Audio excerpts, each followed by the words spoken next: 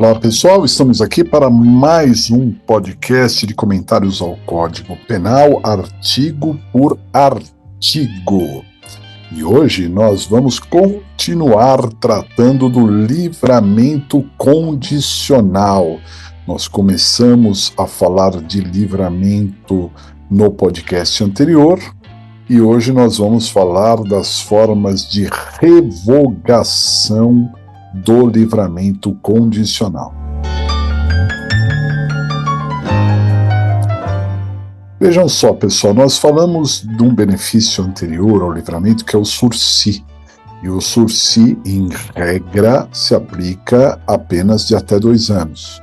O livramento, ao contrário, se aplica apenas de 2 anos para cima, apenas de longa duração, em que o agente cumpre a última etapa da sua pena privativa de liberdade em liberdade na sociedade, mas cumprindo condições. Então ele tem ali o período de cumprimento de condições. Esse sursi ele pode ser revogado. E pode ser revogado de forma obrigatória ou facultativa, tal qual o sursi, que nós comentamos anteriormente aqui no podcast. Bem, vamos à redação dos artigos. Revogação do livramento, artigo 86. Revoga-se o livramento se o liberado venha a ser condenado à pena privativa de liberdade em sentença irrecorrível. Inciso 1º, por crime cometido durante a vigência do benefício. Inciso 2º, por crime anterior, observado o disposto no artigo 84 deste Código. Revogação facultativa, artigo 87. O juiz poderá também revogar o livramento se o liberado deixar de cumprir qualquer das obrigações constantes da sentença ou for irrecorrivelmente condenado por crime ou contravenção, a pena que não seja privativa de liberdade. Efeitos da revogação, artigo 88. Revogado o livramento, não poderá ser novamente concedido e, salvo quando a revogação resulta de condenação por outro crime anterior àquele benefício, não se desconta na pena o tempo em que esteve solto e condenado.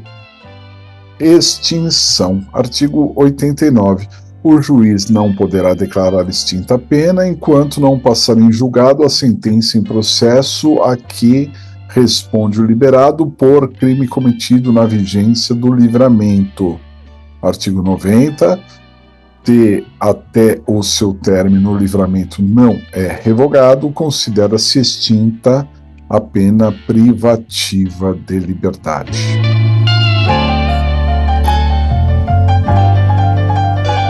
Muito bem, pessoal, então nós vimos aí, basicamente do artigo 86 até o artigo 90, para fechar essa questão do livramento. Então vocês podem perceber que a revogação, embora a lei não diga revogação obrigatória, o 86 traz a revogação obrigatória, porque ao contrário, no 87 ele trata da revogação facultativa. Logo, mesmo não mencionando, os casos do artigo 86 são de revogação obrigatória, o juiz tem que revogar. Isso quando, durante a vigência do livramento, cumprindo as condições, o agente comete um novo crime. Essa é uma questão muito importante, Quando que uma pessoa comete um novo crime?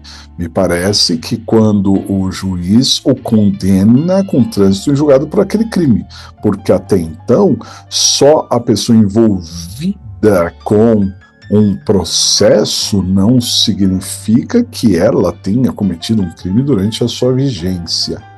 Por outro lado, fala também da revogação obrigatória por crime anterior, de acordo com o artigo 84 deste Código.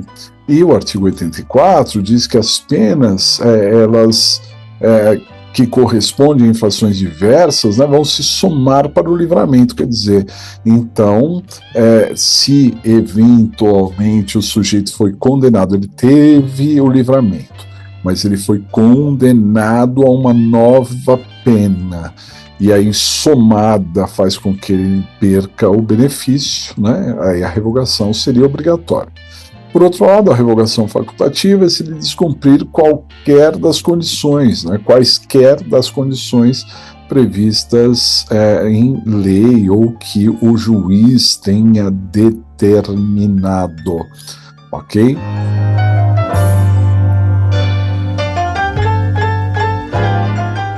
Bom, também temos que destacar que o período de livramento, se ele não for revogado, ele contará naquele período quinquenal para a depuração e fazer com que o condenado volte a ser primário, tecnicamente primário.